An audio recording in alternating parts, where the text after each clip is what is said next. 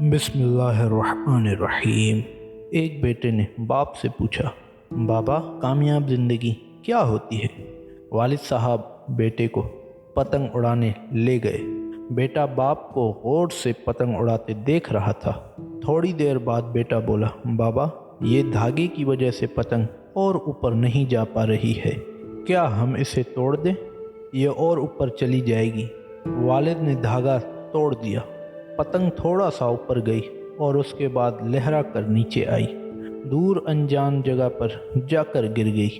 तब बाप ने बेटे को ज़िंदगी का फ़लसफ़ा समझाया।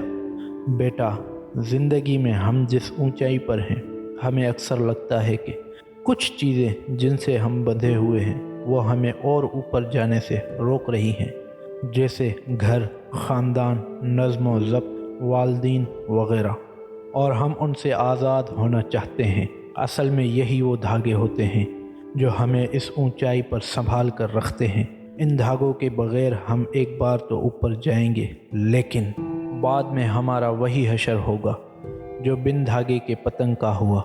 लिहाजा ज़िंदगी में अगर तुम बुलंदियों पर रहना चाहते हो तो कभी भी इन धागों से रिश्ता मत तोड़ना। धागे और पतंग जैसे ताल्लुक़ के कामयाब तवाज़ुन से मिली हुई ऊंचाई को ही कामयाब ज़िंदगी कहते हैं।